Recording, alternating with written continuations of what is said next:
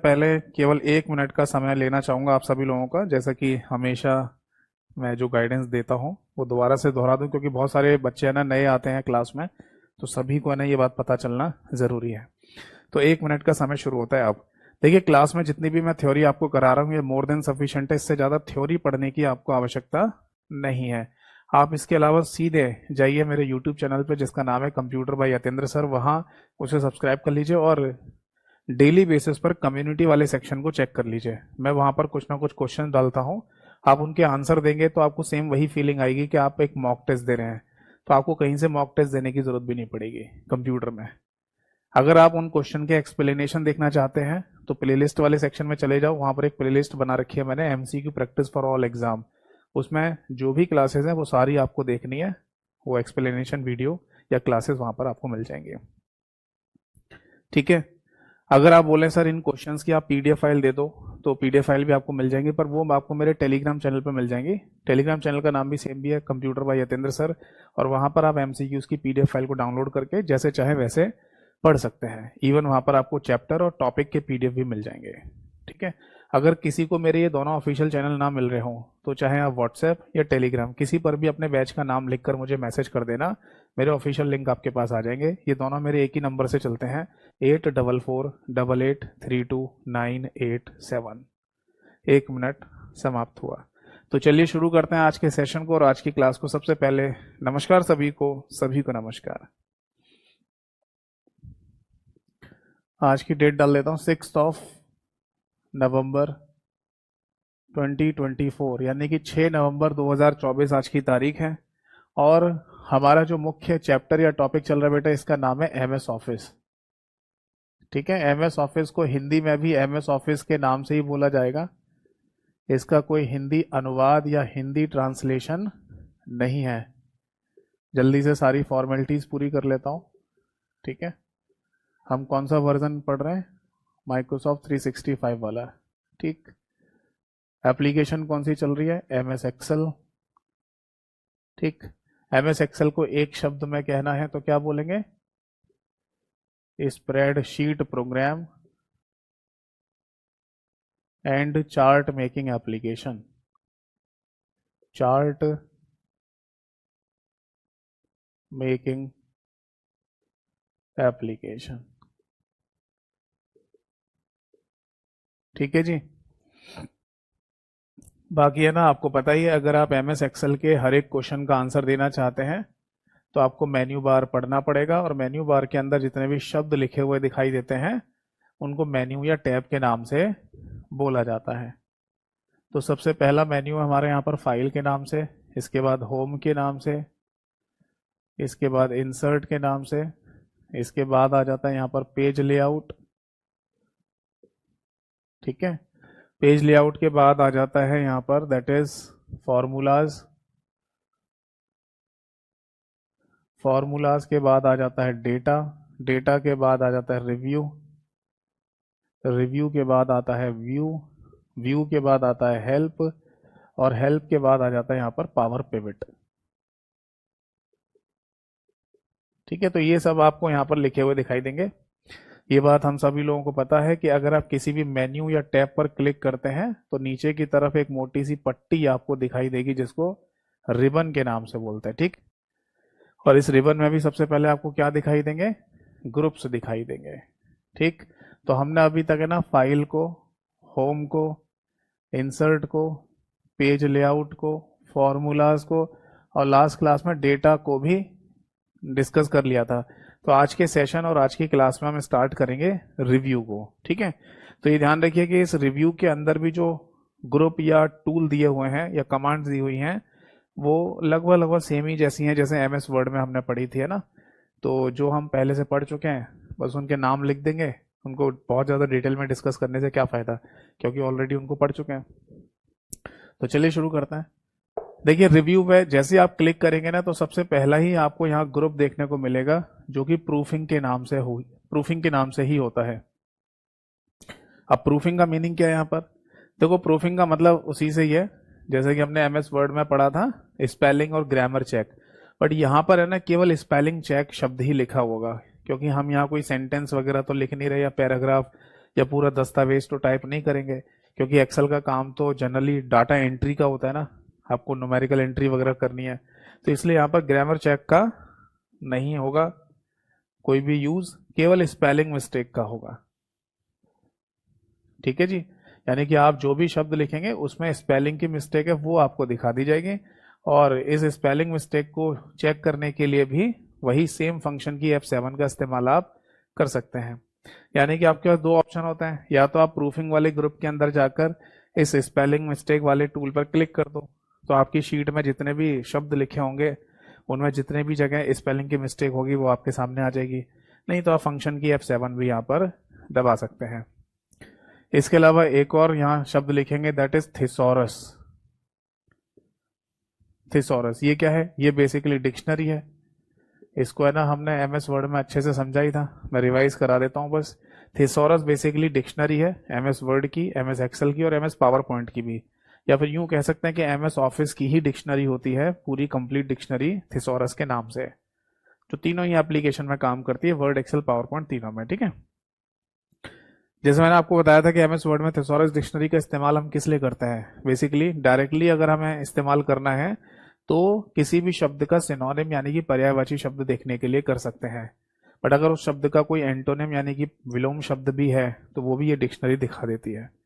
तो दो आंसर मैंने बताए थे, या तो पूछा जाए कि थिसॉरस डिक्शनरी का इस्तेमाल किस लिए करते हैं, तो एक पॉसिबल आंसर होगा सिनोनिम्स यानी पर्यायवाची शब्द देखने के लिए, और दूसरा पॉसिबल आंसर होता है सिनोनिम्स एंड एंटोनिम्स यानी कि पर्यायवाची शब्द और विलोम शब्द देखने के लिए। दोनों में से कुछ भी दे देते हैं, दोनों एक साथ कभी नहीं देंगे। जैसे एक ऑप्शन पे सिनोनिम्स दे दिया और एक ऑप्शन पे सिनोनिम्स एंड एंटोनिम्स दोनों दे दिया। अगर ऐसी कंडीशन हो भी कभी तो फिर आप है ना जिस ऑप्शन में सिनोनिम और एंटोनिम लिखा हो उस पर टिक कर देना, यानी कि पर्यायवाची शब्द और विलोम शब्द देखने के लिए। ठीक है, क्योंकि ये डिक्शनरी है ना किसी भी शब्द का विलोम शब्द भी बता देती है अगर है तो। ठीक, चलिए इसके बाद है ना, इसके बाद एक यहां पर टूल और दे रखा है जिसको वर्कबुक स्टैटिस्टिक्स कहा जाता है। वर्कबुक स्टैटिस्टिक्स ये क्या होता है? इसको बेसिकली है ना वर्कबुक सांख्यिकी कहा जाता है, वर्कबुक सांख्यिकी। ठीक है, इसका क्या मीनिंग है? देखो वर्कबुक सांख्यिकी का मतलब ये होता है वर्कबुक के बारे में पूरी जानकारी। जैसे आपकी जो वर्कबुक है यानी कि एक्सेल की जो फाइल है उसमें टोटल मिला के ना कितनी शीट्स आपने बनाई हैं, कितने फंक्शन या फॉर्मूले का आपने इस्तेमाल किया है, ठीक है, आपने कितने सेल्स में डेटा लिखा हुआ है ना, तो ये पूरी की पूरी जानकारी है ना आपको एक ही जगह पे मिल जाएगी वर्कबुक स्टैटिस्टिक्स के अंदर। इसको ओपन करने की है ना अपनी एक शॉर्टकट की भी होती है, ये भी नोट कर लीजिए, दैट इज आपको CTRL दबाना है, इसके बाद शिफ्ट वाली की दबानी है और इसके बाद G दबा देते हैं। तो control plus shift plus G अगर आप दबाते हैं तो आपके सामने वर्कबुक स्टैटिस्टिक्स खुल के आ जाएगी। ठीक है, लिखना चाहे तो ये लिख सकते हैं कि आपकी वर्कबुक की कंप्लीट जानकारी, ऐसे लिख लो, वर्कबुक की कंप्लीट जानकारी, कंप्लीट जानकारी। समझ में आ गई बात? यानी कि आपकी एक्सेल की जो फाइल है उसी को वर्कबुक कहा जाता है, और उसके अंदर कितने वर्कशीट हैं, कितने फंक्शन फॉर्मूले, कितने सेल में डाटा लिखा है ना, कितने सेल में आपने मान लो कोई हाइपर लिंक वगैरह लगाया है, वो सारी जानकारी है ना आपको यहाँ पर लिखी हुई मिल जाएगी। ठीक है, नोट कर लीजिए, कोई डाउट है तो पूछिए। तो अगर हम बात करें प्रूफिंग वाले ग्रुप की तो यहाँ पर टोटल मिला के हमें 3 टूल दे रखे हैं, स्पेलिंग मिस्टेक, थिसॉरस डिक्शनरी और वर्कबुक स्टैटिस्टिक्स की। ये ध्यान रखना, बीते कुछ समय पहले ही अभी ये पेपर में क्वेश्चन पूछा है कि बताइए एक्सेल में वर्कबुक स्टैटिस्टिक्स की शॉर्टकट की क्या होती है, तो ये इंपॉर्टेंट क्वेश्चन है। ठीक, नोट कर लिया? बाकी आपको बताइए, अगर आपको नोट नहीं कर रहे हैं तो बिल्कुल as it is MS Excel की क्लास PDF बिल्कुल एज इट इज लिखा हुआ क्लास PDF आपको मेरे टेलीग्राम चैनल पर मिल जाएगी, जिसकी जानकारी मैं क्लास के शुरुआत में दे ही रहा था।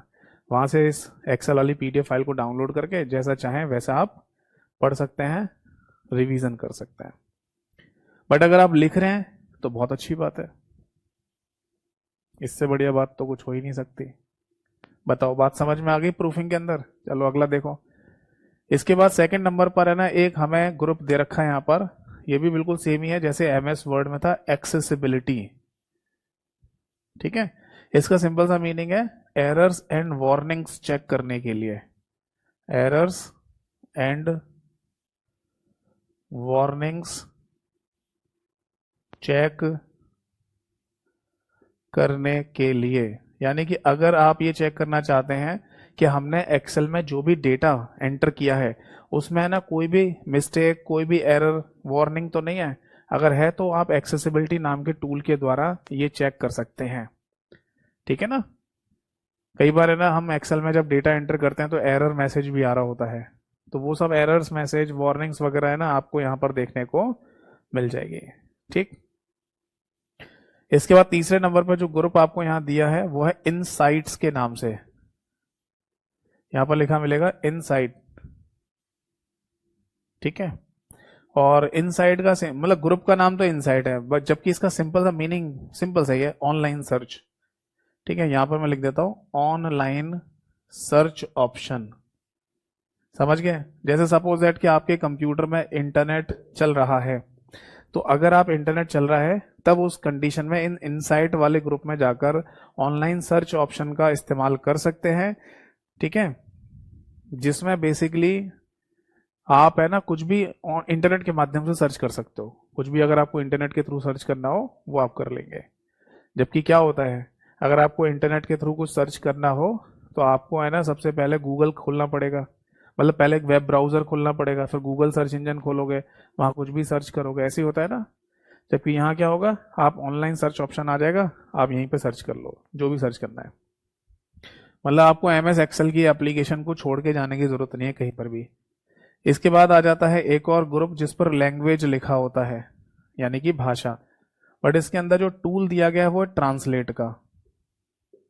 ठीक है, ट्रांसलेट का मतलब पता ही है आपको, दैट इज अनुवाद करना। ये बात भी मैंने आपको एमएस वर्ड में समझाई थी कि अगर आपको है ना इंग्लिश का हिंदी में और हिंदी का इंग्लिश में अनुवाद करना है, ट्रांसलेशन करना है, तो आप इस ट्रांसलेट नाम के ग्रुप का इस्तेमाल, मतलब ट्रांसलेट नाम के टूल का इस्तेमाल कर सकते हैं, है ना। जबकि इसके लिए भी है ना हमें कि गूगल ट्रांसलेटर जैसी वेबसाइट या एप्लीकेशन पे जाना पड़ेगा तब ट्रांसलेट करते थे।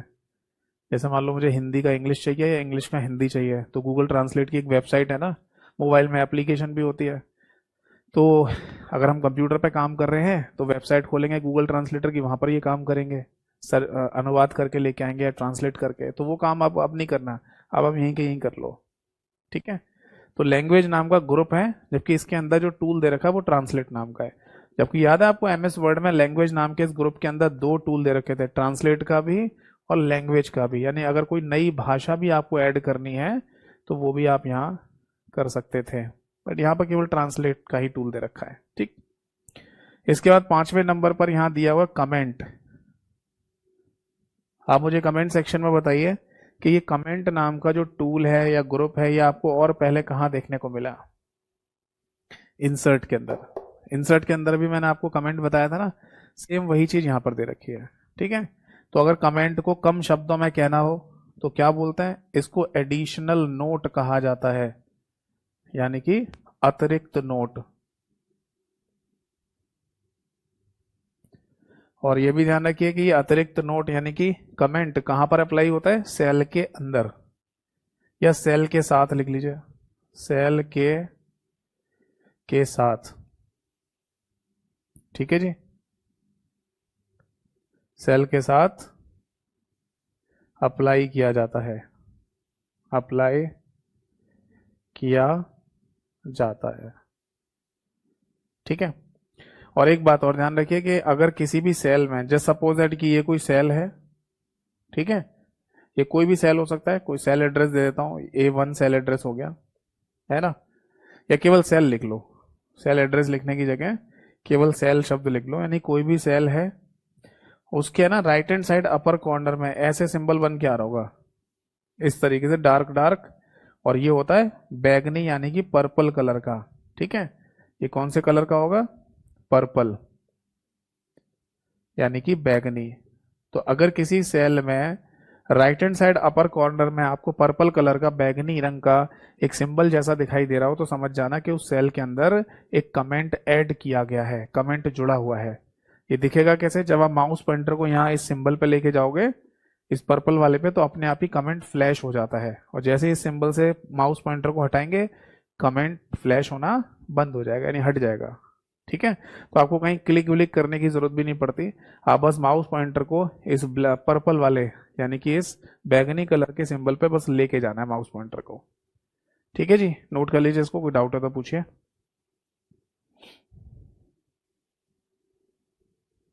ठीक, अब आगे देखो, इसके बाद अगर हम आगे बढ़ेंगे तो हमें छठवें नंबर पर यानी कि 6th नंबर पर एक और यहाँ ग्रुप देखने को मिलता है, और वो है नोट्स के नाम से। तो हेडिंग डालिए या लिखिए 6 नंबर पर नोट्स। अब ये क्या है, देखो नोट्स को भी है ना, अगर कम शब्दों में कहना है या लिखना है तो इसको भी एडिशनल नोट ही लिखा जाएगा। मतलब नोट्स भी एडिशनल नोट होता है और कमेंट भी एडिशनल नोट होता है, तो दोनों में डिफरेंस है कुछ। हाँ, कमेंट है ना लिमिटेड होता है ना, आप लिख सकते हैं लिमिटेड नोट। मतलब कहने का मतलब ये है कि अगर आपको कुछ छोटे मोटी बात लिखनी है, कुछ कम शब्दों में अपनी बात आपको बतानी है, तो आप कमेंट करिए। बट अगर आपको लंबा चौड़ा कोई टेक्स्ट लिखना है, लॉन्ग टेक्स्ट लिखना है आपको, लॉन्ग नोट लिखना है आपको, है ना, जैसे राम कहानी लिखनी है आपको पूरी, तब आप उस नोट वाले टूल का इस्तेमाल करेंगे। आप समझ में आ गया, यानी कि कमेंट भी क्या होता है, एडिशनल नोट, यानी कि आप कुछ भी है ना कम सेल के अंदर नहीं दिखाना चाहते हैं लिखकर, आप चाहते हैं कि सेल के अंदर की बात को एक्सप्लेन किया जाए बट दिखाई ना दे, इसलिए तो कमेंट ऐड किया था।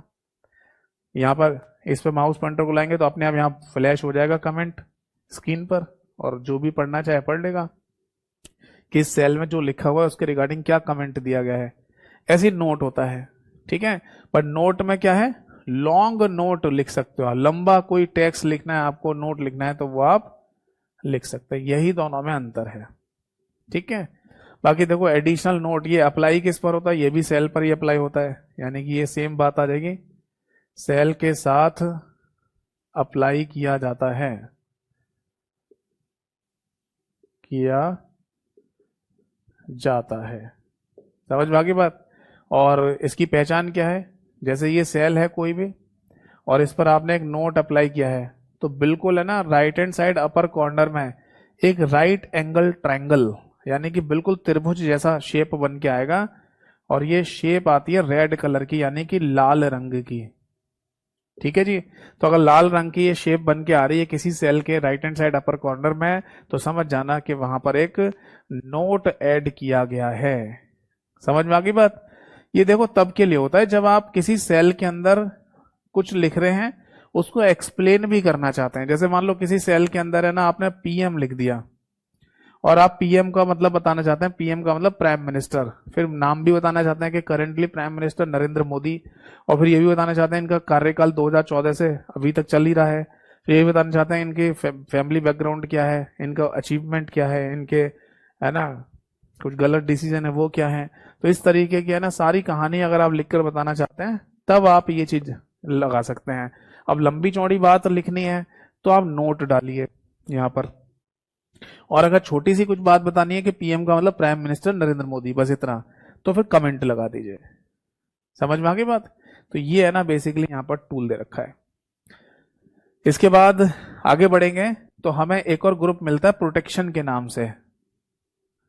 किस नाम से, प्रोटेक्शन के नाम से। तो 7वें नंबर पर लिख लीजिए दैट इज प्रोटेक्शन। क्या मीनिंग है इस बात का, देखो प्रोटेक्शन का मतलब सिंपल सा होता है यहाँ पर, जैसे सपोज दैट कि आपने ना एक्सेल की कोई फाइल बनाई, ठीक है। अब एक्सेल की फाइल बनाने के बाद आपने इस फाइल को किसी को भेजा, अब गलती से उस फाइल को जिसको आप दिखाना चाहते हैं वो तो देख नहीं पाया, या वो देख भी लिया बाद में बट उसको किसी और ने भी देख लिया।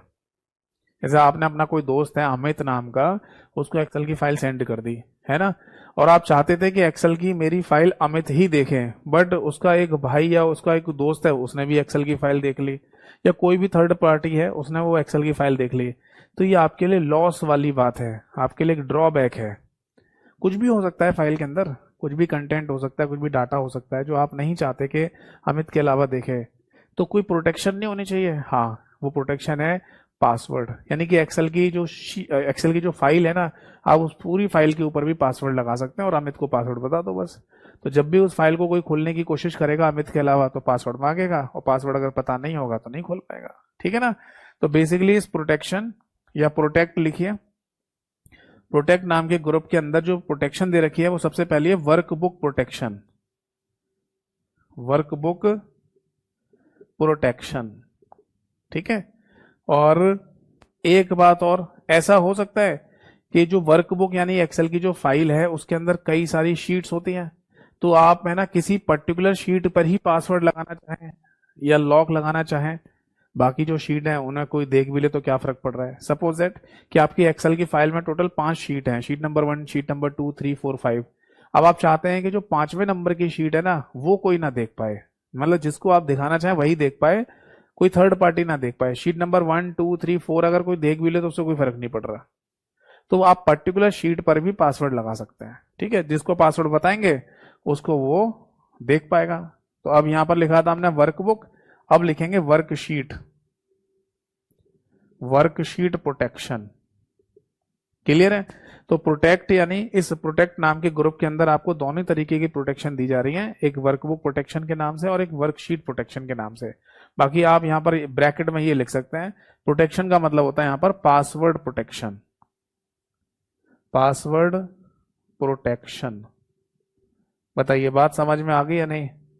तो ये टोटल मिला के ना 7 आपको ग्रुप दे रखे हैं रिव्यू वाले इस मेन्यू या टैब के अंदर, और इसके अंदर जितने भी टूल्स या कमांड थी वो मैंने आपको यहां पर समझा दी हैं। अब इसमें आगे कुछ नहीं बचा हुआ है, नोट कर लीजिए, कोई डाउट है तो पूछिए। यहां तक कोई दिक्कत डाउट परेशानी हो तो पूछिए।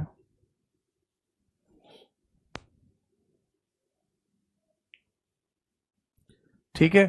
चलो अब आगे देखो, हम रिव्यू के बाद जैसे ही आगे बढ़ेंगे तो हमें एक और मेन्यू या टैब देखने को मिलेगा, टैब जो व्यू के नाम से होता है। ठीक है। और व्यू के अंदर हमें सबसे पहला ही ग्रुप देखने को मिलेगा जो कि वर्कबुक व्यूज के नाम से होता है। ठीक है जी। तो जैसे एमएस वर्ड में आपको बताया था मैंने, डॉक्यूमेंट व्यूज 5 तरीके का होता है, ऐसे ही यहां पर है ना 4 नाम लिखे हुए आते हैं वर्कबुक व्यूज के। कौन कौन से मैं बता देता हूं। सबसे पहला नाम लिखा आएगा दैट इज नॉर्मल व्यू, और ये ध्यान रखना कि नॉर्मल व्यू हमारा बाय डिफॉल्ट व्यू होता है, मतलब जब आप एमएस एक्सेल की फाइल ओपन करेंगे तो आपको जो व्यू दिखाई देता है एक्सेल का वो नॉर्मल व्यू कहलाता है। ठीक है। इसके अलावा एक व्यू हमें और दिखाई देगा जिसे हम बोलते हैं पेज लेआउट व्यू, इसकी चर्चा भी मैंने पहले की थी, आपको याद होगा। पेज लेआउट व्यू में बेसिकली आपकी शीट पेजेस के फॉर्म में डिवाइड होकर दिखाई देती है या पेजेस के रूप में दिखाई देती है। जैसे एमएस वर्ड के पेजेस थे ना, लंबे लंबे जो पेज आते थे एमएस वर्ड में, उसी तरीके से एक्सेल की शीट भी पेजेस में दिखाई देगी, बट एक के नीचे नहीं आते, वो स्क्रीन पर ऐसे बटे हुए आते हैं पेजेस। मैं फिलहाल ऐसे बना के दिखा देता हूँ।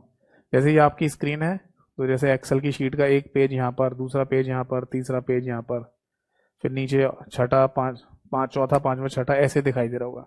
यानी ये पेज आ जाते हैं, एक्सेल की शीट को पेजेस की फॉर्म में डिवाइड करके दिखा दिया जाता है। मैं जब प्रैक्टिकल करके दिखाऊंगा तब आप देख लेना। ठीक है। तो अगर ये कहा जाए कि एक्सेल की शीट को पेजेस के फॉर्म में अगर आप देखना चाहते हैं तो आपको कौन से टूल का इस्तेमाल करना पड़ेगा, तो आंसर है पेज लेआउट व्यू का इस्तेमाल करना पड़ेगा, तब जाके एक्सेल की हमारी ये जो व्यू है एक्सेल की फाइल का वो पेजेस की फॉर्म में दिखाई देगा।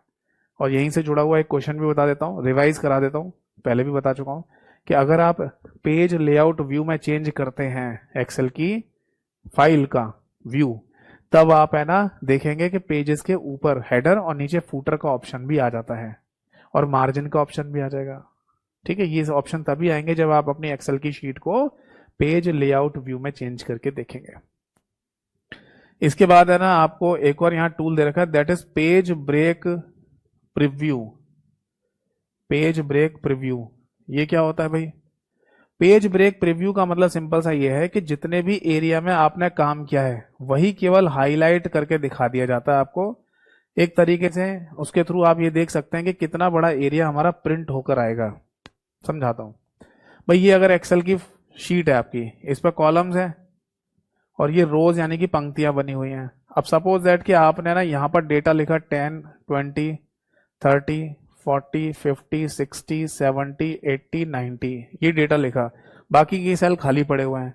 तो जैसे ही आप है ना पेज ब्रेक प्रीव्यू पे क्लिक करोगे तो इतना बड़ा जो एरिया है वो तो जैसा है वैसे ही दिखाई देगा। बाकी जो एरिया शीट का बचा हुआ है ये ग्रे कलर में दिखाई देता है। ग्रे कलर, समझ में आ रहा है? ये ग्रे कलर का दिखाई देगा आपको।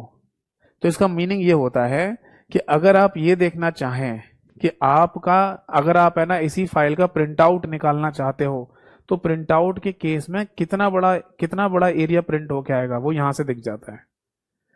मतलब इतना ही एरिया प्रिंट होके आएगा, तो यहां से भी देख सकते हो। समझ में आ रहा है? मतलब जब प्रिंट निकालते हैं ना उससे संबंधित है ये टूल, कि जब आप प्रिंट निकालोगे कागज पर तो उस समय पर है ना कितना बड़ा एरिया आपके कागज पर प्रिंट होके आएगा। अब देखो जरूरी थोड़ी है कि ये मान लो ये वाला एरिया यहाँ पर लिखा हुआ है, मतलब ये वाला जो डाटा है वो यहाँ लिखा हुआ है तो आगे कुछ और नहीं हो सकता है। मान लो यहाँ गैप हो फिर इसके बाद कुछ डाटा लिखा हो यहाँ पर। तो इसके थ्रू बेसिकली ये चेक कर लेते हैं कि एक कागज के ऊपर जब प्रिंट आउट आएगा तो एक पेपर पे कितना बड़ा एरिया निकल के आएगा या दिखाई, कितना बड़ा, कितना बड़ा नहीं, मतलब कागज पे जब हम प्रिंट आउट निकालेंगे तो कागज पर है ना जो हमारा डाटा है वो कहाँ पर कैसे दिखाई देगा, ऐसे समझ लो। मान लो अगर कोई डाटा यहाँ पे लिखा हुआ है, मान लो शीट ये बड़ी है और यहाँ लिखा हुआ है कोई डाटा, तो ये डाटा तो आएगा पहले पेज पर, क्योंकि मान लो पेज यहाँ तक कंसीडर हो रहा होगा ज़्यादा से ज़्यादा, और ये दूसरे पेज पे जा रहा है। तो इस तरीके से देख लिया जाता है कि हमने जो डाटा लिखा है पूरी शीट पर, और जब हम प्रिंट आउट निकालेंगे तो वो प्रिंट कैसे होके आएगा। समझ में आ रहा है? इसी को पेज ब्रेक प्रीव्यू कहा जाता है। क्योंकि देखो अभी मैंने क्या बताया आपको, ये जो पेज लेआउट व्यू है ना इसमें हमारी एक्सेल की शीट किस फॉर्म में डिवाइड होकर दिखाई देती है, पेजेस की फॉर्म में। तो सपोज दैट कि अगर पेज यहां तक है, एक्सेल की शीट का एक पेज है ना यहां से यहां तक दिखाई दे रहा है हमको, तो यहां से ना ये मान लो एक पेज है, तो यहां से है ना दूसरा पेज स्टार्ट हो जाएगा, वो आगे यहां तक होगा कहीं तक, है ना। और डेटा फिर मान लो आपने यहां पर भी लिखा है 10, 20, 30 और ऐसे यहां पर भी लिख रखा है। तो जो पेज ब्रेक प्रीव्यू है ना इसके थ्रू दिख जाता है आपको कि कौन से, मतलब डाटा हमारा है ना कितने पेज पर दिखाई देगा, कहाँ दिखाई देगा कागज पर, उसके लिए टूल दे रखा है। मतलब आप देख जैसे पेज ब्रेक प्रीव्यू करेंगे ना तो ये जो डाटा लिखा हुआ है ये आपको दिखाई देगा, बाकी एरिया पर ग्रे कलर दिखेगा, और आगे भी अगर कहीं डाटा लिखा हुआ है तो वो भी आपको दिखाई देगा, बाकी एरिया में ग्रे कलर दिखाई देता है। इसका मीनिंग ये है कि पहले वाले पेज पर इतना डाटा लिख कर आएगा और दूसरे वाले पेज पर इतना डाटा लिख कर आएगा। अगर अभी भी नहीं समझ में आ रहा है तो प्रैक्टिकल जब मैं करके दिखाऊंगा तब आपको और अच्छे से समझ में आ जाएगा। बाकी फिलहाल बस इतना याद रख लीजिए कि पेज ब्रेक प्रीव्यू नाम के टूल का इस्तेमाल जब हम प्रिंट आउट निकाल रहे होते हैं शीट का उस समय ये देखने के लिए किया जाता है कि हमारा डाटा किस पेज पर दिखाई देगा, है ना, कितना डाटा किस पेज पर दिखाई देगा, ये एग्जैक्टली परिभाषा आप लिख सकते हैं। फिर से बोल दो, पेज ब्रेक प्रीव्यू का इस्तेमाल प्रिंट आउट के टाइम पर यह देखने के लिए कि कितना डाटा किस पेज पर दिखाई देगा इसलिए किया जाता है। ठीक है, तो ये हो गया पेज ब्रेक प्रीव्यू। और इसके बाद है ना एक और दे रखा होता है आपको, दैट इज कस्टम व्यू के नाम से। इसका मतलब आपके अनुसार, आपके कस्टमाइजेशन का मतलब होता है कि जितना बड़ा एरिया आप देखना चाहते हैं शीट का आप मेंशन कर दो।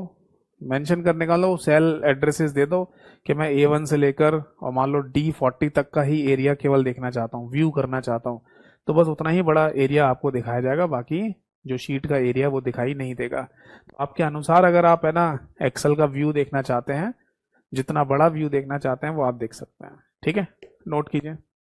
तो फाइनली अब ये समझ में आ गया कि व्यू वाले मेन्यू या टैब के अंदर अगर हम जाएंगे तो यहाँ बेसिकली हमको वर्कबुक व्यूज दिखाई देता है। सबसे पहला ग्रुप जिसके अंदर नॉर्मल ग्रुप, मतलब normal view, page layout view, page break preview और कस्टम व्यू जैसे 4 टूल हमें दिखाई देते हैं। ठीक है, जिसमें by default view normal view के नाम से होता है। ठीक है, नोट कर लिया सभी ने। अब आगे देखिए, इसके बाद जैसे हम आगे बढ़ेंगे तो हमें यहाँ पर सेकंड नंबर पर दिखाई देगा, दैट इज शो के नाम से एक ग्रुप।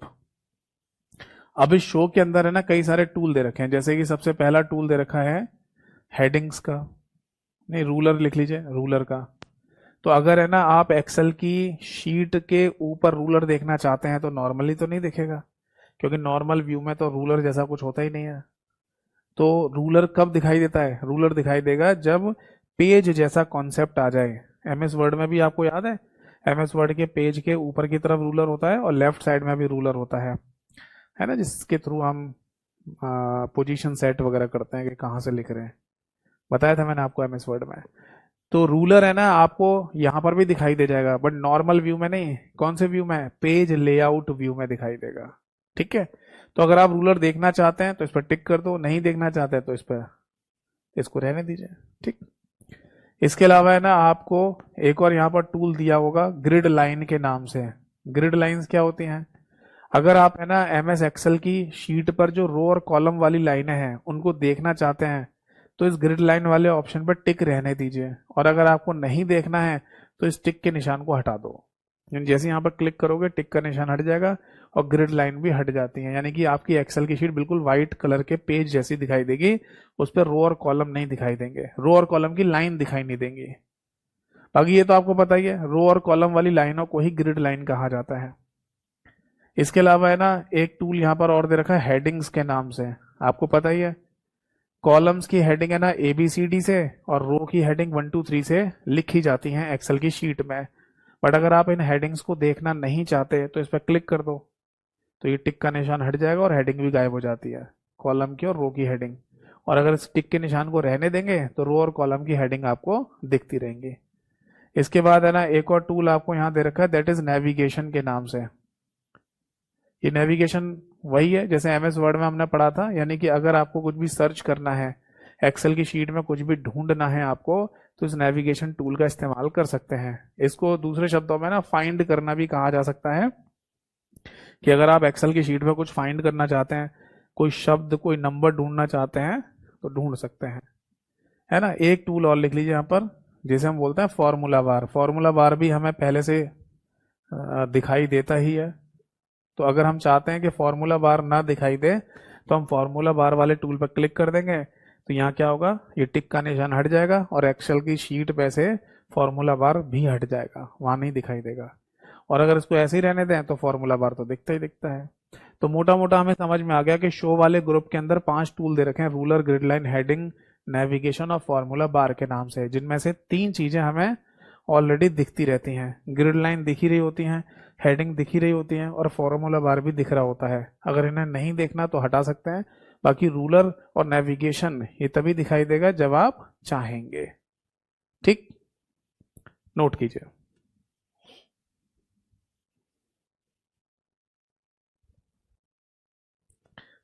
बताइए बात समझ में आ गई या नहीं? ठीक है जी, तो अब आगे बढ़ेंगे और इसके बाद अगला एक और इम्पॉर्टेंट टूल हमें यहाँ पर मिलेगा और वो है जूम के नाम से। ठीक है, जूम एक इम्पॉर्टेंट टूल है, अक्सर आ जाता है पेपर में पूछ लेता है। तो तीसरे नंबर पर जो ग्रुप दिया हुआ है वो जूम के नाम से होगा, और जूम वाले इस ग्रुप के अंदर आपको जूम नाम का टूल दिया होता है। ठीक, अब देखो जूम के अंदर है ना आपको 2 बातें पता होनी चाहिए। आप ऐसे अगर ये कहा जाए कि जूम इन कर दीजिए, है ना, या आपसे कहा जाए कि जूम आउट कर दीजिए, तो क्या मतलब है? जूम इन का मतलब होता है बड़ा करना, यानी कि इंक्रीज करना। आप अपनी है ना जो शीट है उसको बड़ा करके देखना चाहते हैं तो जूम इन कहते हैं, और अगर छोटा करके देखना चाहते हैं, छोटा करना है आपको, तो उसको जूम आउट के नाम से बोल देंगे। ठीक है, बाकी ये ध्यान रखिएगा कि एमएस एक्सेल में जो मिनिमम जूम होता है, यानी कि न्यूनतम आप 10% तक ले जा सकते हैं, और अगर मैक्सिमम जूम की हम बात करें तो वो होता है 400%, यानी 400%, और बाई डिफॉल्ट यहाँ पर 100% ही होता है। ठीक है, तो मैं आपको रिवाइज करा दूं एक बार कि एमएस वर्ड की अगर हम बात करें तो उसमें भी मिनिमम 10% था, है ना, बाई डिफॉल्ट 100% था, बट मैक्सिमम एमएस वर्ड में था 500% जूम। एक्सेल में 400% तक जूम रहता है। समझ में आ गई बात? नोट कर लीजिए। और है ना, अगर सपोज दैट कि अगर आप है ना किसी पर्टिकुलर एरिया को ही अगर जूम करके देखना चाहें तो क्या जूम करके देख सकते हैं? हाँ, ये भी देख सकते हैं। तो ये भी पॉइंट लिखना चाहें तो लिख लो, जिसे बोलते हैं zoom to selection. Zoom to selection, इसका मीनिंग क्या है? पर्टिकुलर एरिया को ही जूम करके देखना, पर्टिकुलर एरिया को जूम करके देखना।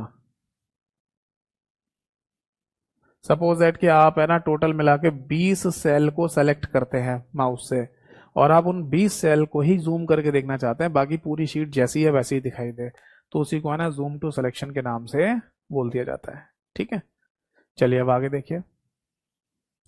इसके बाद जैसे हम आगे बढ़ेंगे तो हमें चौथे नंबर पर एक और ग्रुप देखने को मिलता है, वो है विंडोज के नाम से, विंडो के नाम से। ठीक है, अब विंडो वाले इस ग्रुप के अंदर वैसे ही है जैसे एमएस वर्ड में था, यानी कि सबसे पहला तो टूल आपको न्यू विंडो का ही मिल जाएगा। अब इसका क्या मीनिंग है लिखने की जरूरत तो नहीं है, क्योंकि ऑलरेडी हम इसको पढ़ चुके हैं पहले ही। अगर हम एक ही फाइल को एक से ज्यादा बार ओपन करना चाहते हैं तो हम इस न्यू विंडो टूल का इस्तेमाल करेंगे। बट ऐसा करना क्यों होता है? जब एक फाइल हमारे कंप्यूटर की मॉनिटर स्क्रीन पर दिख रही है हमें, तो हम उसे दोबारा से ओपन क्यों करना चाहेंगे? तो इसका लॉजिक भी मैंने आपको समझाया था। लॉजिक था कि अगर आप अपने कंप्यूटर के साथ एक से ज्यादा मॉनिटर स्क्रीन्स को कनेक्ट कर लेते हैं, तब ऐसा हो सकता है कि आपको एक ही फाइल अलग अलग मॉनिटर स्क्रीन्स पर दिखानी हो। जैसे इस समय भी मेरे कंप्यूटर के साथ दो मॉनिटर स्क्रीन्स कनेक्टेड हैं, एक तो कंप्यूटर वाली और एक अलग से एलईडी स्क्रीन को भी हमने कनेक्ट किया हुआ है। अब सपोज दैट कि मैं अपनी एक एक्सेल की फाइल को ओपन करता हूं, जिसे मुझे अपने कंप्यूटर की मॉनिटर स्क्रीन पर भी देखना है और एलईडी स्क्रीन पर भी दिखाना है, तब इस टूल का इस्तेमाल होगा। समझ में आ रहा है? अदरवाइज अगर ये टूल नहीं है तो आप एक ही फाइल को एक से ज़्यादा बार ओपन नहीं कर सकते, क्योंकि जैसे आप कोशिश करेंगे तो कंप्यूटर में मैसेज आ जाएगा ये फाइल ओपन है, तो वो आपको वही दिखा देगा, देखो ये ओपन है, आप इसे फिर क्या ओपन कर रहे हो। ठीक है, तो न्यू विंडो टूल का इस्तेमाल इसलिए किया जाता है। अब आगे देखिए। इसके बाद है ना आपको एक टूल यहां पर और देखने को मिलेगा, वो है दैट इज अरेंज ऑल के नाम से। अरेंज ऑल, ये क्या होता है?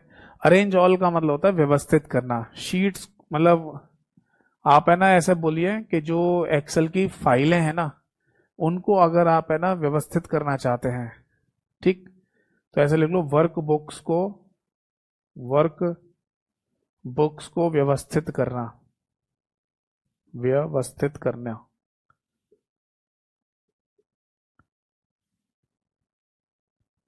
या करने के लिए।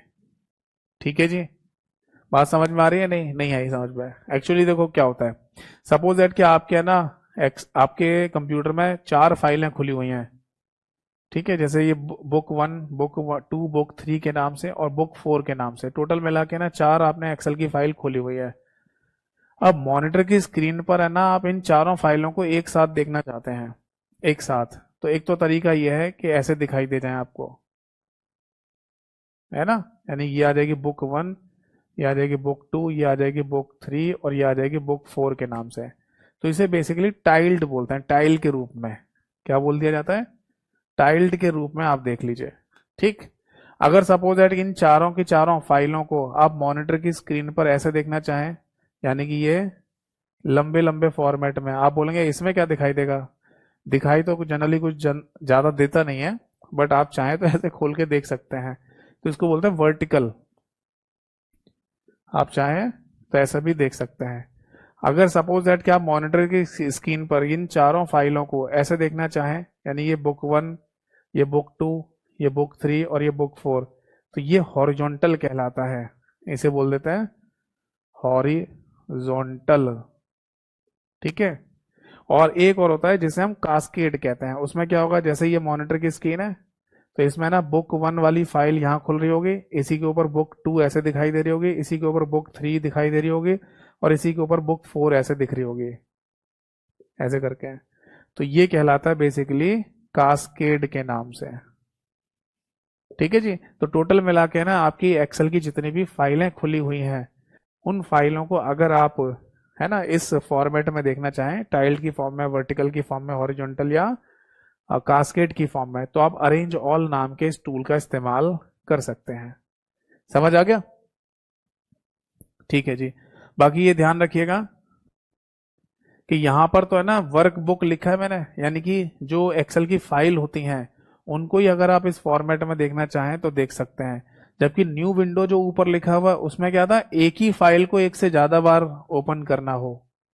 ये शब्दों पे ध्यान देना, यहां पर एक ही फाइल को एक से ज्यादा बार खोलना हो, वो कहा था मैंने। यहां पर फाइल ही खुली हुई है अलग अलग, मतलब एक ही फाइल एक से ज्यादा बार खुली हो, उसको ही अरेंज करने की जरूरत नहीं है। या पढ़ भी सकती है मान लो, बट ऐसा जरूरी नहीं है कि हम एक ही फाइल को एक से ज्यादा बार खोल के फिर उनको अरेंज कर रहे हैं। हमारी अलग अलग फाइलें खुली होंगी तो उनको भी अरेंज कर सकते हैं। ठीक है, तो यहां पर अरेंज ऑल का मतलब यह है कि चाहे तो एक ही फाइल को एक से ज्यादा बार खोलकर फिर आप अरेंज कर लो, चाहे अलग अलग फाइलें भी खुली हो तो भी उनको अरेंज करके आप देख सकते हैं। बताइए बात समझ में आ गई या नहीं? ठीक है, चलो अब है ना एक और इम्पोर्टेंट टूल के बारे में चर्चा करते हैं, जो कि एक इम्पोर्टेंट टूल है, एग्जाम में भी रिपीट होता है, पूछा जाता है, जिसे फ्रीज कहते हैं। देखो समझाता हूँ, ये इंपॉर्टेंट है, बीते कुछ समय पहले एक पेपर में भी पूछा गया। देखो टूल का नाम है फ्रीज। ठीक है, अब देखो इस फ्रीज के अंदर है ना आपको बेसिकली तीन टूल देखने को मिलते हैं।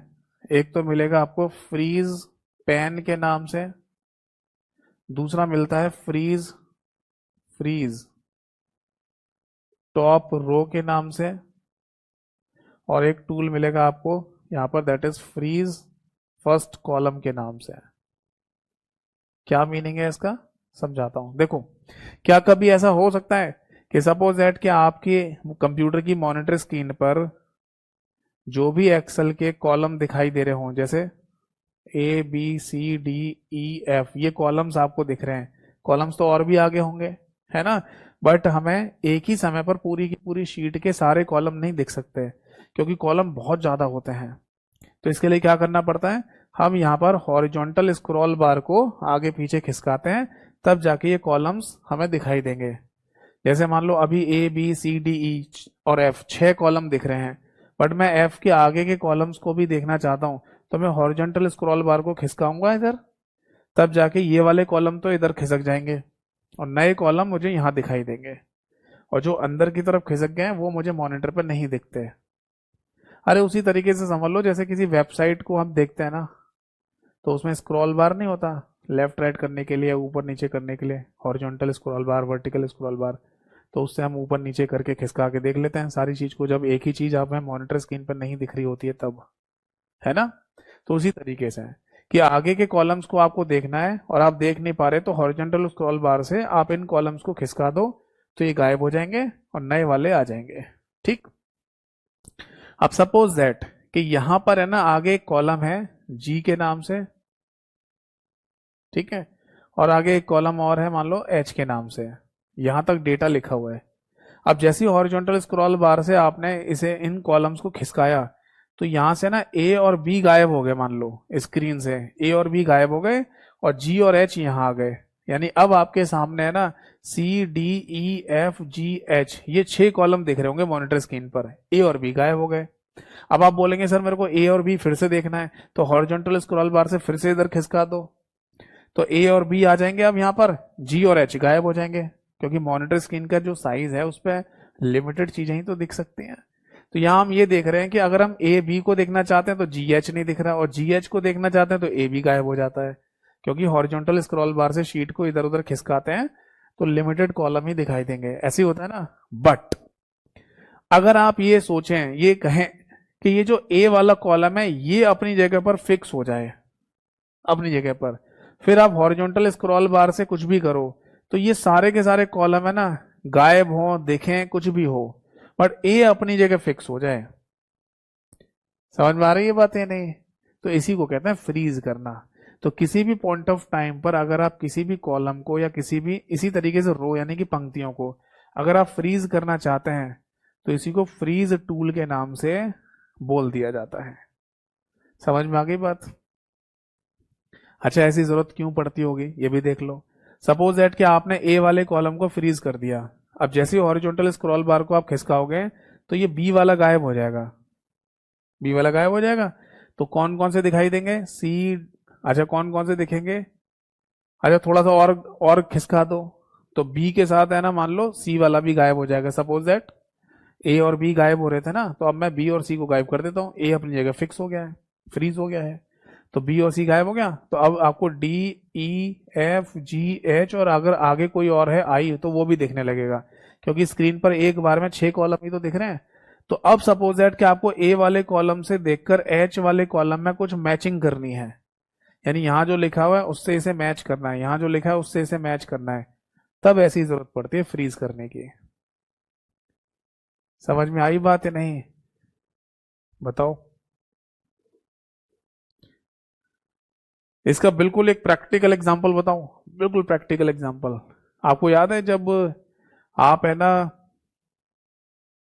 आप ही कोई काम वगैरह करते थे बचपन में या कभी भी स्कूल कॉलेज के टाइम पर, है ना, या फिर मान लो आपके वो आपका एग्जांपल छोड़िए, स्कूल कॉलेज में जो रजिस्टर नहीं होता था अटेंडेंस वाला, तो हमारे जो टीचर्स होते थे, तो वो कई बार है ना उन्हें हमने ऐसे करते हुए देखा था क्या, कि मान लो कोई पेज खुला हुआ है, ठीक है, उस पेज को देखना है और लास्ट में मान लो कोई पेज देखना है जिसकी मैचिंग करनी है, तो बीच के पेजेस को वो मोड़ देते थे, है ना, उस रजिस्टर के पेज के बीच के पेज को मोड़ देते थे और फिर ऐसे देखते थे, पहला वाला मतलब शुरू का पेज देख लिया, फिर उससे मैच करते हुए यहाँ टिक कर दिया, देखते हुए यहाँ टिक कर दिया।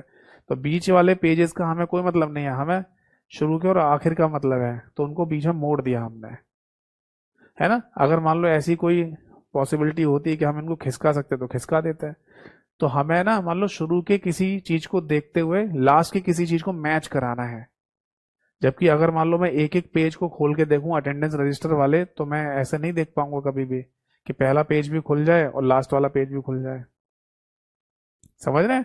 तो उसी तरीके से यहां पर होता है कि अगर आप किसी कॉलम से किसी दूसरे कॉलम को मैच कराना चाहते हैं, तब उस केस में है ना आप फ्रीज कर लो एक कॉलम को, तो बाकी के कॉलम तो खिसकते रहेंगे स्क्रीन पर, ये जिस कॉलम को आपने फ्रीज किया है वो अपनी जगह फिक्स हो जाएगा, जब अगला वाला भी स्क्रीन पर आपको दिखने लगे तो मैचिंग कर लो। ऐसी रो के साथ हो जाता है, ठीक है।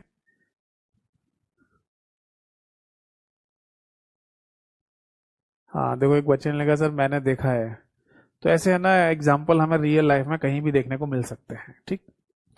तो ये कहलाता है, ये होता है फ्रीज पैन के थ्रू, यानी जिस कॉलम या जिस रो पर आप क्लिक करके फ्रीज पैन पे क्लिक कर दोगे, तो वही रो या कॉलम फ्रीज हो जाएगा, जम जाएगा। और ये कोई भी हो सकता है कॉलम, कोई भी रो हो सकती है, जरूरी नहीं होता कि आप पहले वाले कॉलम को या पहली वाली रो को ही केवल फ्रीज करें, बट आपको डायरेक्ट ऑप्शन भी दे रखा होता है कि आप टॉप रो को या फर्स्ट कॉलम को फ्रीज करना चाहते हैं तो कर सकते हो, ठीक है। यानी आपको यहां पर पहले पहले वाले कॉलम को या पहली वाली रो पर क्लिक करके फिर वहां जाने की जरूरत नहीं है, सीधा फ्रीज टॉप रो को या फ्रीज फर्स्ट कॉलम पर क्लिक करेंगे तो ये पहला कॉलम या पहली रो फ्रीज हो जाएगी, ठीक है। अब मैं आपसे ना एक क्वेश्चन पूछ रहा हूं, जो कि बेसिकली अभी कुछ समय पहले राजस्थान पेपर हुआ, एक राजस्थान सरकार का एक पेपर हुआ है, वहां पर ये क्वेश्चन पूछा गया। उन्होंने क्या किया, उन्होंने ये बोला कि फ्रीज पेन के केस में इनमें से कौन सा ऑप्शन नहीं होता है, नॉट करके पूछा था। फ्रीज पेन के केस में इनमें से कौन सा ऑप्शन नहीं होता है, तो एक ऑप्शन पर लिखा फ्रीज पेन, क्या ये ऑप्शन होता है? हाँ। फिर एक ऑप्शन पर लिखा था उन्होंने फ्रीज फर्स्ट रो, फिर एक ऑप्शन पर लिखा उन्होंने फ्रीज टॉप रो, या इसे टॉप रहने दो, यहां लिख लो, रो का एक ऑप्शन लिख ही दिया हमने, ठीक है। यहां लिख दिया freeze first column, first column, और मान लो डी ऑप्शन पे कुछ भी लिखा हुआ है, ठीक है, ऐसे कुछ ऑप्शन बना के दिए थे। अब बताओ इन तीनों में फ्रीज पैन होता है? हाँ होता है। इन तीनों में आपको फ्रीज फर्स्ट कॉलम दिख रहा है? हाँ ये रहा, ये भी ठीक है।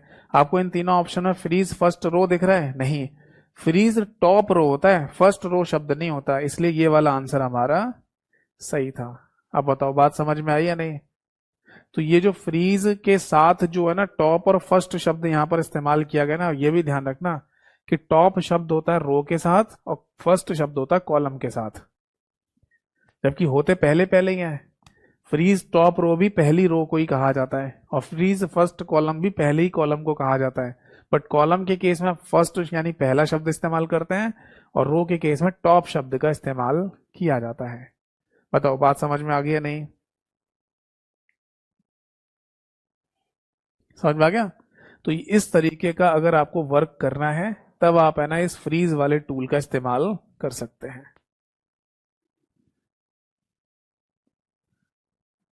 ठीक है, तो ये ध्यान रखना किसी भी कॉलम को या किसी भी रो को फ्रीज किया जा सकता है। अब अगला एक और आपको यहां पर टूल दिया गया, वो है स्प्लिट विंडो का। किसका? Split window. ठीक है, अब आपको याद है एमएस वर्ड के केस में मैंने आपको स्प्लिट विंडो टूल बताया था, और स्प्लिट विंडो टूल में हम एमएस वर्ड की एक ही फाइल को मॉनिटर की स्क्रीन पर दो भागों में स्प्लिट करके देख सकते हैं। याद है ना? एमएस वर्ड में क्या था कि जैसे एक ही फाइल को आप आधे पार्ट में भी खोल के देख सकते हैं। मान लो कोई फाइल है आपकी डॉक्यूमेंट 1 के नाम से, और यही फाइल है ना नीचे वाले पोर्शन में भी आप देख सकते हैं डॉक्यूमेंट 1 नाम से। तो मॉनिटर स्क्रीन पर एक ही फाइल दो जगह दिख रही होती है और दोनों को ही अलग अलग स्क्रॉल भी किया जा सकता है। ऊपर वाली फाइल में भी पेजेस को स्क्रॉल अलग कर सकते हैं और नीचे वाले पोर्शन में भी फाइल को ऊपर नीचे स्क्रॉल कर सकते हैं। ऐसा क्यों होता था वहां पर? सपोज दैट कि एमएस वर्ड की फाइल में जो पहला वाला पेज है, सबसे पहला पेज, उसे देखकर आपको इसी फाइल में 10वें वाले पेज पर कुछ लिखना है, तो ऐसी कंडीशन में ना स्प्लिट विंडो टूल काम करता है। क्योंकि अगर आप पहले वाले पेज को देखते हुए फिर 10वें वाले पेज पर कुछ लिखने आएंगे ना, तो आपको स्क्रॉल बार नीचे लाना पड़ेगा, तब तक पहला वाला पेज ऊपर निकल गया होता है।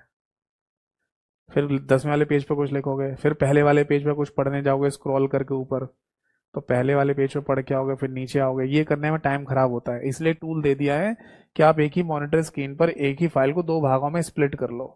तो पहले वाले पोर्शन में पहला वाला पेज रख लो और दूसरे वाले पोर्शन में 10वां वाला पेज रख लो और टाइपिंग कर लो। ये सारा काम एक ही फाइल में हो रहा होगा। समझ में आ रहा है? और 10वें पेज पर अगर टाइपिंग चल रही है वो सेम फाइल में ही चल रही है, बस ये है कि एक ही फाइल को दो जगह दिखाया जा रहा है। इसी तरीके से क्या हम एक्सेल की जो फाइल है उसको स्प्लिट करके देख सकते हैं? हाँ, तो वो दिखती है हमें 4 जगह पर। वहां 2 है, यहां पर 4 है। यानी अगर आपकी कोई फाइल है बुक 1 के नाम से, तो वो आपको स्प्लिट होके 4 जगह पर दिखाई देगी। बुक 1, अच्छा एक ही फाइल है ना, तो बुक 1, बुक 1, बुक 1 और बुक 1, तो ये आपको 4 भाग में स्प्लिट होके दिखाई देगी। तो आप यहाँ पर 4 लिख सकते हैं। बताइए बात समझ में आ गई या नहीं? नोट कर लीजिए इसको। ठीक है, एक और यहां पर टूल लिखिए, और वो टूल था दैट इज स्विच विंडो। ये नहीं, स्विच विंडो से पहले एक और आता है, वो लिख लो पहले। इसको बोलते हैं हाइड और अनहाइड के नाम से।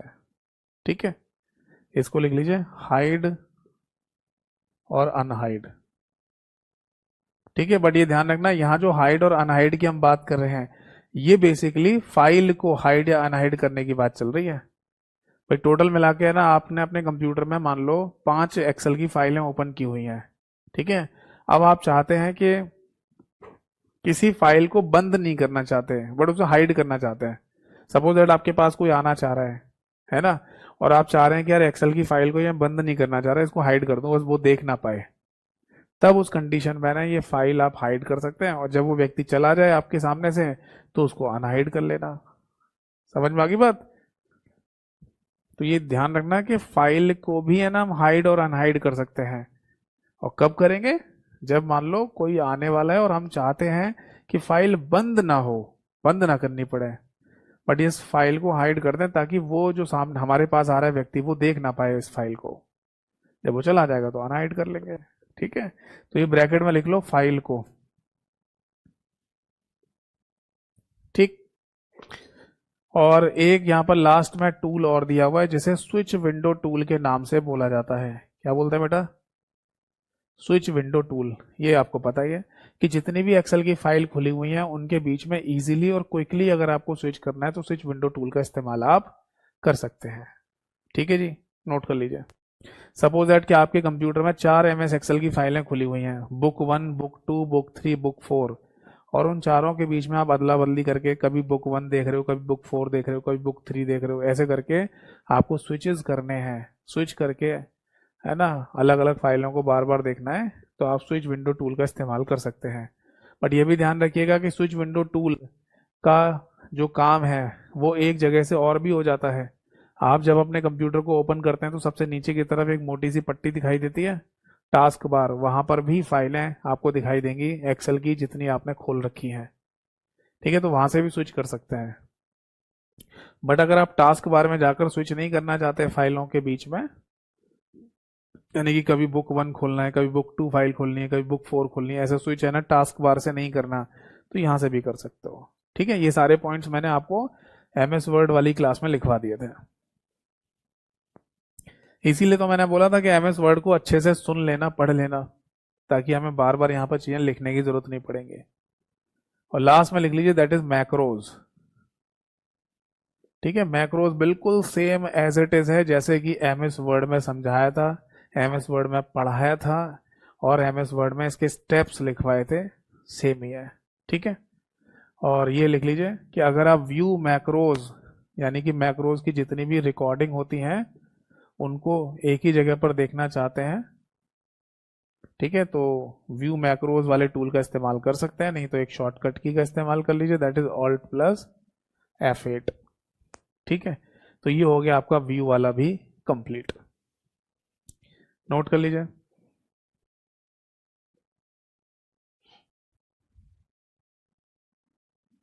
ठीक है ना, मैक्रोज आपको याद है ना, मैंने पूरा तरीके से, अच्छे तरीके से आपको MS वर्ड वाले टॉपिक में पढ़ाया था, मैक्रोज के 4 स्टेप्स भी लिखवाए थे।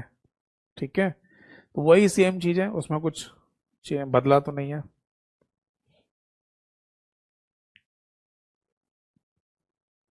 ठीक है, आगे बढ़े। चलो जी, आगे देखते हैं, और बिल्कुल समाप्ति की तरफ ही चल रहा है बस एक्सेल। ठीक है, इसके बाद है ना, हेल्प वाले मेन्यू या टैब पर जाएंगे, जैसे ही वहां क्लिक करेंगे तो सबसे पहला ही हमें ग्रुप देखने को मिलेगा हेल्प के नाम से। ठीक है, हेल्प वाले इस ग्रुप के अंदर सबसे पहला ही टूल मिलता है हमें हेल्प के नाम से, और जिसकी शॉर्टकट की होती है फंक्शन की F1, और आप इसे ऐसे लिख सकते हैं कि it is a text help, यानी कि आप पढ़ के किसी टूल के बारे में जान सकते हैं। ठीक है, समझ में आ गई बात।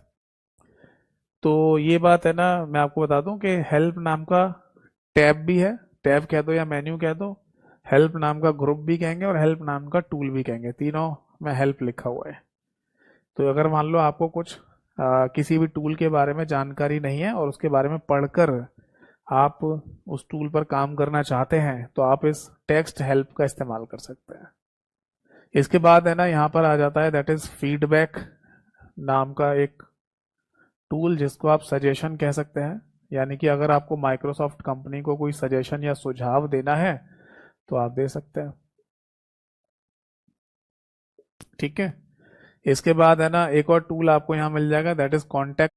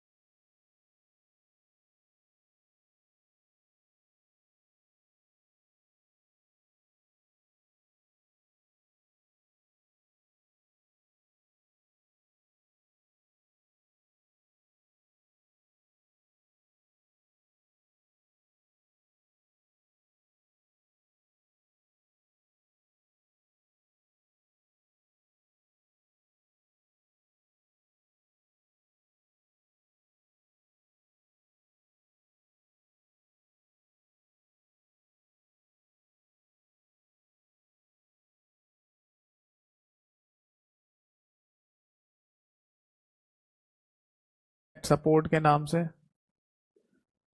ठीक है, बिल्कुल सेम वैसा ही है जैसे एमएस वर्ड में बताया था, यानी एक रोबोटिक चैट कर सकते हैं आप माइक्रोसॉफ्ट कंपनी के साथ, अगर कुछ भी आपको चैट करनी है तो। इसके बाद है ना एक और यहाँ पर टूल मिलेगा आपको जिस पर शो ट्रेनिंग लिखा होता है। शो ट्रेनिंग का मतलब होता है वीडियो ट्यूटोरियल। सपोज दैट कि यहाँ से जो टेक्स्ट हेल्प आपको मिली है उसे देखकर आप, ठीक है, समझ नहीं पाए तो आप वीडियो देखकर भी समझ सकते हैं। जैसे आपको मैक्रोस की रिकॉर्डिंग बनाना नहीं आता, रिकॉर्डिंग करना नहीं आता, तो चाहे तो आप टेक्स्ट हेल्प ले लो, पढ़ लो मैक्रोस की रिकॉर्डिंग कैसे होती है, या फिर उसका वीडियो ट्यूटोरियल देख लीजिए जिससे पता चल जाएगा कि मैक्रोस की रिकॉर्डिंग कैसे बनाई जाती है।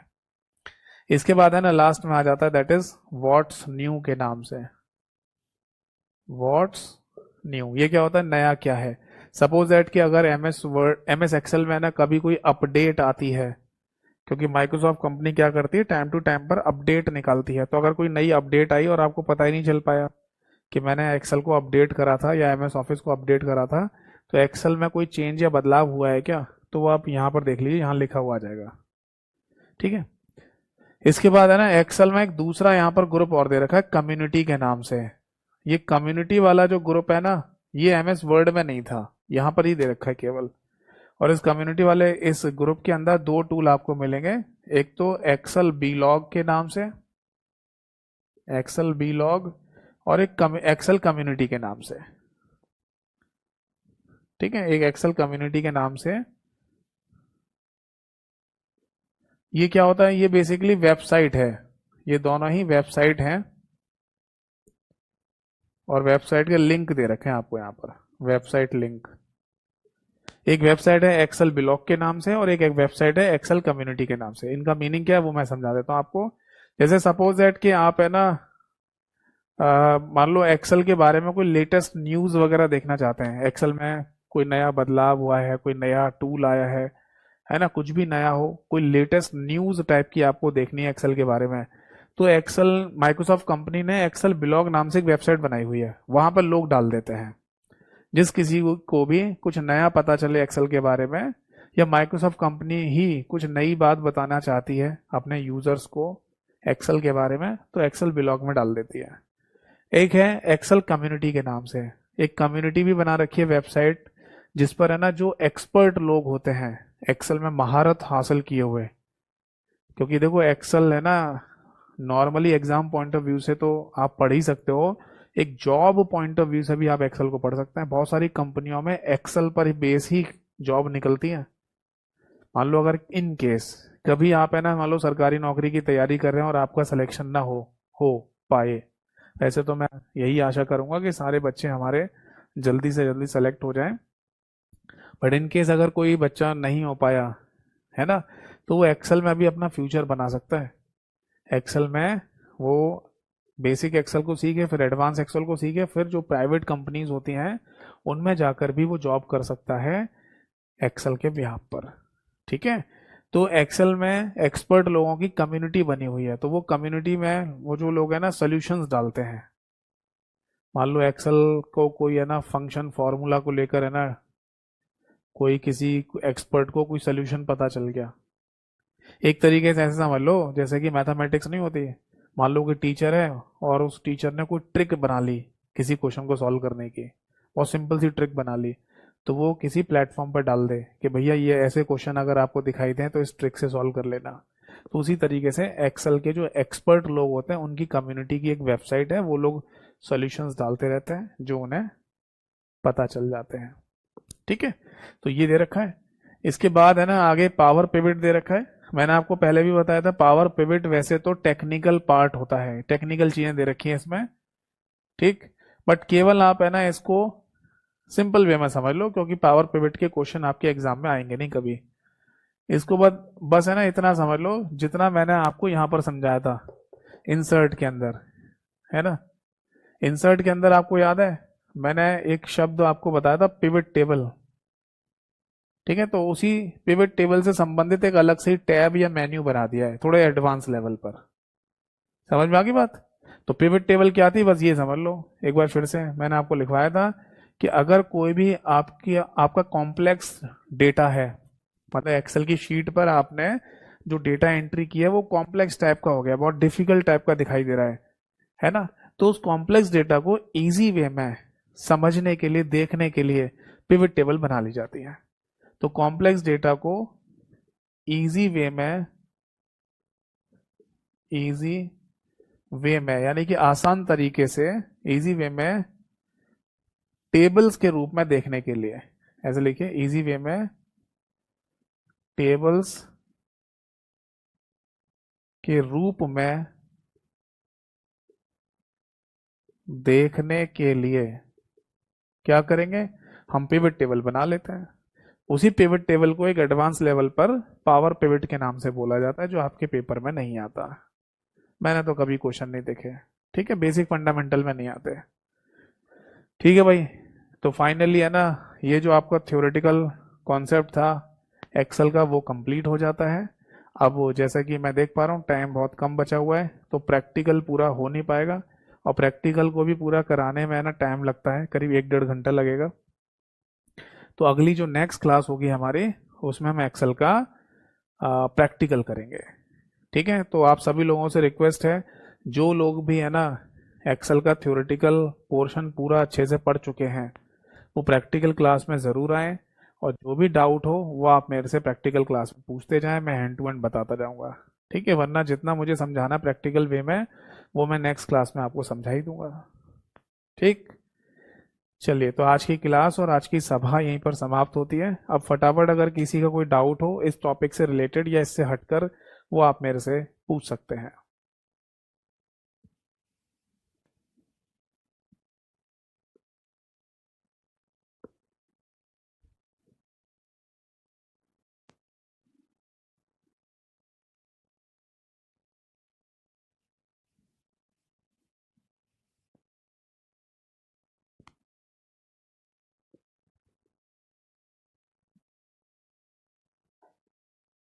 कुछ पूछना है तो पूछिए।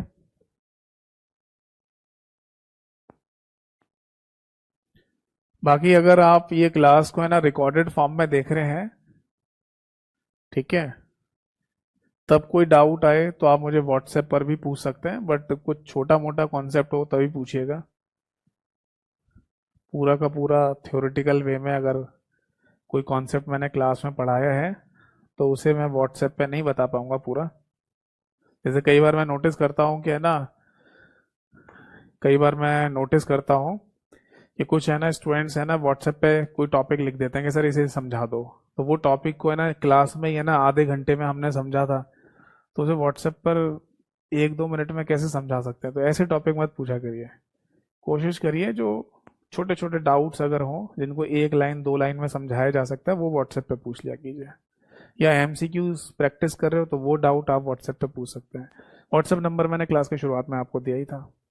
ठीक है, एक बच्चे ने लिखा है सर फॉर्मूला वाली क्लास पुरानी है। हाँ, उसमें कोई इशू नहीं है, फॉर्मूले बदले थोड़े हैं, एक्सेल के जो फंक्शनल फॉर्मूले हैं वो सेम ही है, 2 साल में कोई चेंज थोड़ी आया है।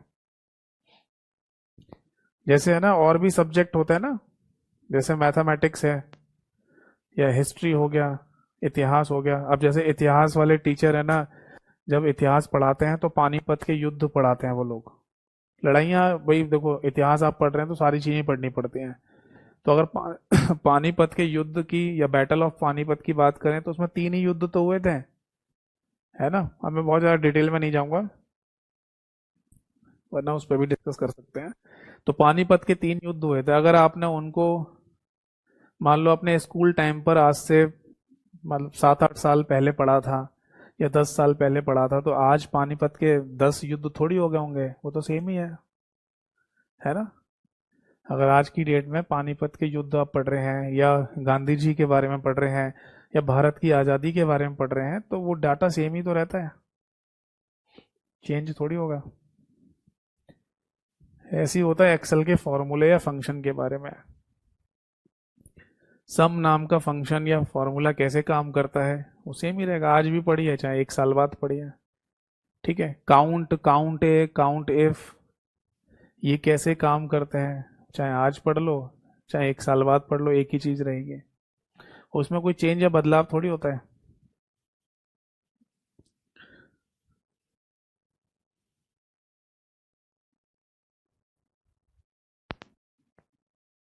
मैथ में नहीं पढ़ते हो आप? मैथ 8वीं क्लास की, 10वीं क्लास, 8वीं क्लास की मैथ ही तो पढ़ते हो आप, और क्या पढ़ते हो? ये जितने भी टीचर्स हैं आज के टाइम पर जो मैथ्स पढ़ा रहे हैं वो सब 8वीं, ज्यादा से ज्यादा है ना 10वीं क्लास की मैथ पढ़ाते हैं बस। अब 8वीं क्लास की मैथ में आपने कंपाउंड इंटरेस्ट, सिंपल इंटरेस्ट पढ़ा था, वही तो दोबारा पढ़ रहे हो। वही सेम क्वेश्चन वहां पढ़ के आए थे, वही दोबारा यहाँ पर पढ़ रहे हो। कोई चेंज या बदलाव थोड़ी होता है। चलो एक और छोटा सा एग्जांपल ले लो। अंग्रेजी आप पढ़ रहे हो और सपोज दैट आप नरेशन पढ़ रहे हो, एक्टिव पैसिव पढ़ रहे हो, तो जो आप बचपन में पढ़ के आए थे वही तो आज के समय पर टीचर्स अंग्रेजी में पढ़ा रहे हैं, कुछ अलग थोड़ी पढ़ा रहे हैं। चेंज थोड़ी होता है। यानी कि अगर कोई ये कहे कि अंग्रेजी मैंने जो नरेशन पढ़े थे या एक्टिव पैसिव पढ़े थे मैंने, या टेंस पढ़े थे अपने बचपन में, तो वो तो पुराने हो गए। आप कोई नए तरीके से टेंस पढ़ाओ या नए एक्टिव पैसिव लाओ या एक्टिव पैसिव का नया रूल बना दो, ऐसा थोड़ी होगा। वही चीज तो पढ़ रहे हो दोबारा से। ऐसे ही है। चलिए आई होप सो आप मेरी बात समझ चुके होंगे। तो अब है ना, आप भी कुछ और पढ़िए, कुछ और तैयारी करिए। ठीक है, कोई डाउट हो तो पूछते रहिए। तो अगली क्लास में मिलेंगे और एक्सेल का प्रैक्टिकल जरूर करेंगे। ठीक है, तो जो लोग भी मेरी इस थ्योरेटिकल क्लास को, एक्सेल की पूरी थ्योरेटिकल क्लास को देख लें, सुन लें, वही प्रैक्टिकल क्लास में आए कल की क्लास में। क्योंकि मैं कुछ प्रैक्टिकली बता रहा हूँ आपको समझ में नहीं आएगा, क्योंकि मैं जल्दी जल्दी लूंगा ना पॉइंट्स को। क्योंकि जब सारी चीज़ों को मैं थ्योरेटिकल लिखवा चुका हूँ तो प्रैक्टिकल में थोड़ा जल्दी जल्दी चलेंगे। ठीक है, तो अगली क्लास में मिलेंगे और आगे के पार्ट को डिस्कस करेंगे। तब तक के लिए नमस्कार सभी को। जय हिंद।